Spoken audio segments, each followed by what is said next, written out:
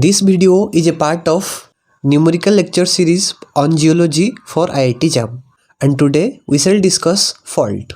And in this video we are not only going to discuss all the concepts related to it, we are going to take you through some interesting 3D diagrams so that you can understand clearly and exactly what is going on inside the fault. So without any further delay, let's start. So the first question is, what is a fault? Now imagine that you have a rock, and due to some reasons some cracks are developed in it. Okay, now if a block moves along that plane or fracture, then we call it a fault. Simple, right? This animation you can see that we have a rock with three beds and one block is moving down relative to the other on that fracture or plane.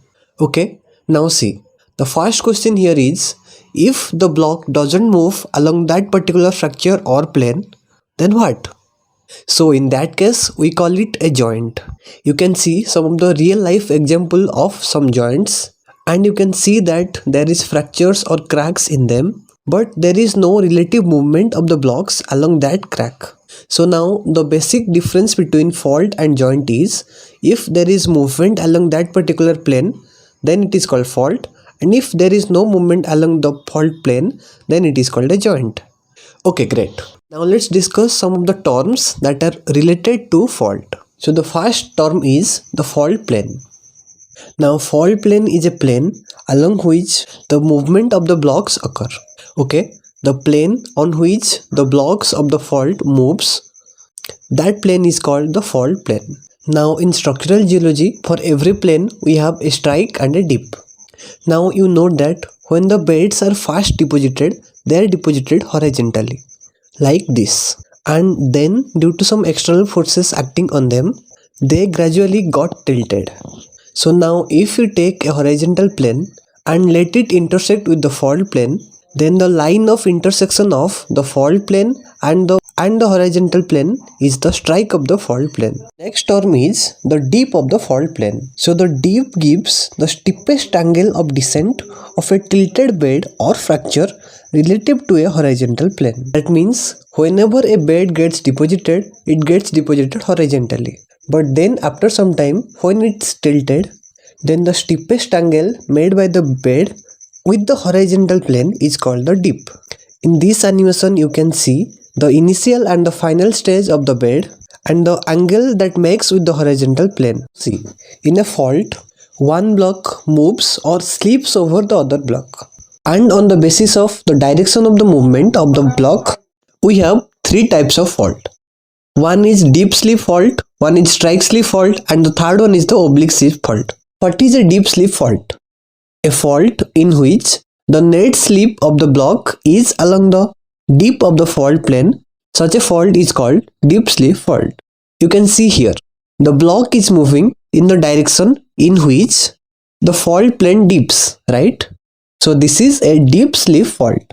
So similarly, you can guess what is a strike slip fault. A fault in which the net slip is along the strike of the bedding plane, then it is called a strike slip fault. Now see, in a deep slip fault, the net slip equal to the deep slip, because there the strike slip is 0. Similarly, in a strike slip fault, the net slip equal to strike slip and the deep slip is equal to 0.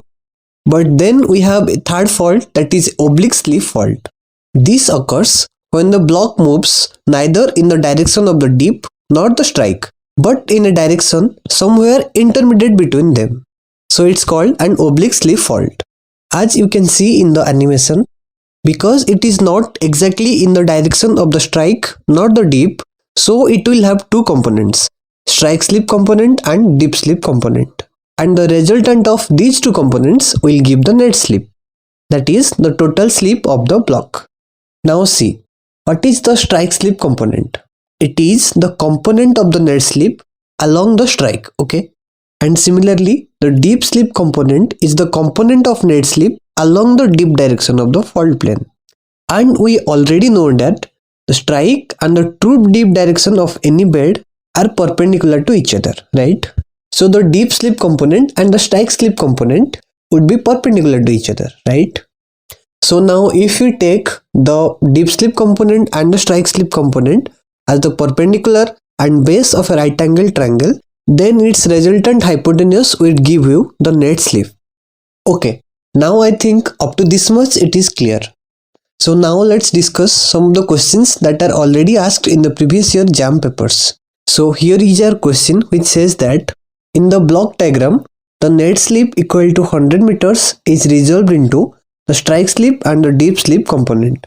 Now we have to calculate the value of S. So here you can see that we have a right angle triangle with the net slip as hypotenuse, and the angle between strike slip and the net slip is 30 degree. So by using simple trigonometric formulas, if we apply cos theta here, so cos 30 equal to root 3 by 2 equals to base by hypotenuse. And here in this case it is the strike slip component, that is S, divided by the net slip component, that is 100. So now if you calculate for the value of S, then we get the value of S as 86.60. Now the next question that we have is, a normal fault displaces a sandstone bed such that the deep slip and the strike slip components are 3 meter and 4 meter respectively. The net slip of the displacement is dash meters. So if you apply the simple Pythagoras theorem here, then you can calculate the net slip as 5 meters. The next question is, in an oblique slip fault having 30 degree deep, the net slip is 10 meters at an angle of 45 degree to the strike of the fault plane. Now the deep slip component of the fault in meters is. Now we are given an oblique slip fault whose deep angle is 30 degree. Now see, because it is an oblique slip fault, so it would have two components, one is strike slip component and the other one is deep slip component.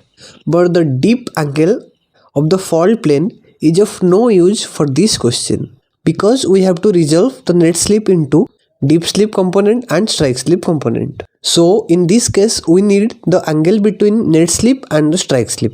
And in the next line it is written, the net slip is 10 meters at an angle of 45 degree to the strike of the fault plane. So now we know the value of net slip and the angle between net slip and strike. So if we apply sin theta there, then we can establish a relationship between net slip and deep slip. Now sin 45 degree equal to deep slip by net slip, and by putting the value of sin 45 degree and net slip value, we can calculate the value of deep slip, which comes out to be 7.14 meter. Now this is all about the deep slip, strike slip and net slip problem. The next set of problems that we are going to face in faults is the problems related to throw, hip and head. So first of all, let's define these terms, understand the basic concept behind it, and then we shall go to the problems.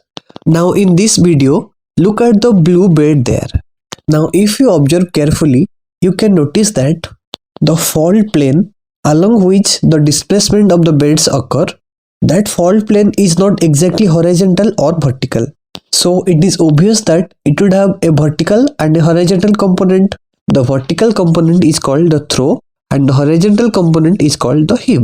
Now in this video, to the left you can see the actual movement of the block along the fault plane, and in the video in the right you can see the block first moves vertically down in the throw direction, and then it moves horizontally in the hip direction, and still then the final position of the hanging wall in both the videos are the same. So that's an illustration to show you exactly what is throw and hip means. In most of the cases, the fault plane is dipping with some angle with the horizontal, and that's the reason why it is not exactly horizontal or vertical. So if the fault plane is oblique, then we can have two components, one is horizontal component and the other one is vertical component. The vertical component is called the throw and the horizontal component is called the hip. Now we have one more term to define, and that is the head. Head is the angle between the fault plane and the vertical plane that strikes parallel to the fault. That means the angle between the fault plane and the throw direction of the fault. That angle is called the head of the fault. Now if you look closely, then you can mark it that the deep angle of the fault plane and the head of the fault, if we add them, then they together will become 90 degrees. That's because deep is the angle of fault plane with the horizontal plane and head is the angle of the fault plane with the vertical plane. So deep angle plus head of the fault equals to 90 degree. Now this is a very important relation while you are solving the NAT problems of fault. So now that we have completed the concepts of throw, heave and head, now let's discuss some of the questions that were already asked in the previous years of JAM. The first question is, the throw and heave of a bed offset by a normal fault are 100 meters and 200 meters respectively. The deep of the fault plane is dash degree. Now see, deep angle is the angle between the horizontal plane and the fault plane, and the horizontal plane and the heave both are parallel. Now if two parallel lines are caught by a transverse line, then their interior opposite angles are the same, and by this relation the deep angle of the fault plane is same as the angle between fault plane and the heave. And we are given the values of throw and heave. So now we can clearly see that if we apply tan theta there, then tan theta equal to throw by heave, and by putting all those values we can get the deep as 26.56 degree. Now the next question is, the deep slip on fault 0 degree and 30 degree east is 10 meters. Assuming slip equals separation here, the throw on the fault is dash meters. In structural geology, whenever we write the attitudes of any plane, then first we write about the strike, then its tip. So here the strike is 0 degree and the deep is 30 degree towards east. So we are given the deep angle as 30 degree. And the deep slip is 10 meters. Now we have to calculate the throw of the fault. Now see in this figure, we are given the value of deep slip, okay, and from the previous question we already know that the deep angle of the fault plane is equal to the angle between deep slip and heave. So we are given the angle between deep slip and heave is 30 degree. And now we have to calculate the throw of the fault. So if we apply sin theta here, so sin 30 equal to P by H, that is throw by deep slip. We calculate, the value of throw comes out to be 5 meters. Now that's all for the throw, heave and head part. Although there are some questions from the throw part in the map section, we will discuss them once we go to that section, okay? Now the next type of questions that we face in JAM is the identification of the fault type. And basically we get questions from 4 faults, that is normal fault, reverse fault, dextral fault and sinistral fault. And in order to understand that concept, first we should understand what is footwall and what is hanging wall, and what is the difference between footwall and hanging wall with the upthrown and downthrown side. Let's start with upthrown and downthrown side. Now whenever there is a relative displacement between two blocks, the block that relatively goes up is called the upthrow side, and the block that goes down is called the downthrown side. Now that's pretty simple, right? So the next part is how to recognize the upthrown or a downthrow side on a geological map. So if on a geological map, two beds of different geological ages meet each other along a fault line, then the side in which the older bed occurs is the upthrown side, and the side in which the younger bed occurs is the downthrown side. We ask why. Now see, the block that goes up is the upthrown side, right? And it is said that the side in which the older bed occurs is the upthrown side. Now that's because whenever a block moves relatively upward, then after some time the younger beds that are present at the top of the block, they get eroded and the older blocks come to the surface. And that's why along the fault line, if you see the older beds, then you can say that it is the upthrown side, okay? Now see, this rule is however reversed if the dip of the fault is less than the apparent dip of the beds along the dip direction of the fault. As you can see in the figure, the dip of the fault plane is less than the dip of the beds, and in this case the older rocks are found in the downthrown side, okay? Now I think we have a clear idea about the upthrown and the downthrown side of the fault. Now let's discuss what is a hanging wall and a footwall means. So if the fault plane is inclined, the block that rests above the fault plane is called the hanging wall, and the block that rests below the fault plane is called the footwall. Imagine a person walking on the fault plane. Then his feet will rest on the footwall and his head will be towards the hanging wall, okay? And in case of a vertical fault, there will be no hanging wall or footwall. So the next point is how to recognize the hanging wall and the footwall on a map. If in an inclined fault, the dip direction of the fault plane is known, then the hanging wall is the block towards the dip direction of the fault and the footwall rests opposite to the dip direction, okay? Now coming on to the fault types, the first fault we have is the normal fault. If the hanging wall of the fault apparently goes down relative to the foot wall, then it is called the normal fault. So it is possible that only the hanging wall is moving down, or you can say both the blocks are moving. The relative movement of the hanging wall is towards the downside. Then in this case we call it a normal fault, okay? And its exact opposite is the reverse fault. In the reverse fault, if the hanging wall of the fault apparently goes up relative to the foot wall, then it is called a reverse fault. In this figure you can see a reverse fault, and in the map you can see after the erosion of the upthrown side, the older rocks of the upthrown side are present in contact with the younger rocks of the downthrown side. Now this is the deep slip fault, where all the movement of the blocks occurred along the deep direction of the fault plane. And next we have strike slip fault, and in strike slip fault we have basically two types of fault: dextral strike slip fault and sinistral strike slip fault. In strike slip fault, the displacement takes place along the strike of the fault and there is no upthrow or downthrow side. In dextral type, the movement appears to be to the right as the observer looks front by standing on the fault line, and the opposite is true for the sinistral type. Now see, how to know if a fault is dextral or sinistral? Simple.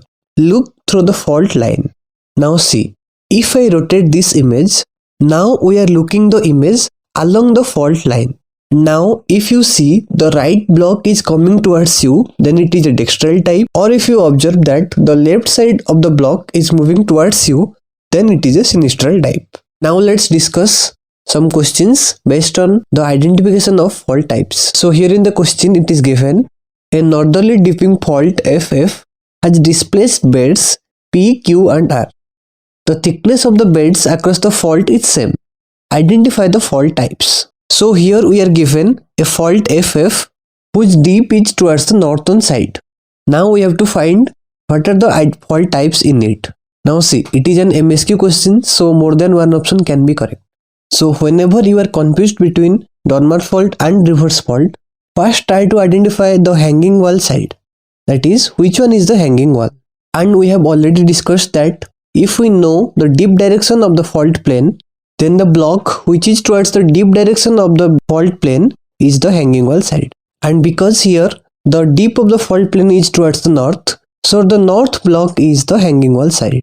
Now if you look at the beds P, Q and R, you can observe that the beds of the northern block are slightly moved up compared to the south block. That means the hanging wall is moving up compared to the foot wall. So this is a reverse fault, okay? So now we are left with only two options. Is it dextral fault or sinistral fault? Now let me rotate the figure. And here you can see, when I rotated the diagram, the block which is left side of the fault plane, it is moving towards you. So that's why it is a sinistral fault, okay? So that's it for today guys. Hope it is useful for you. Thank you.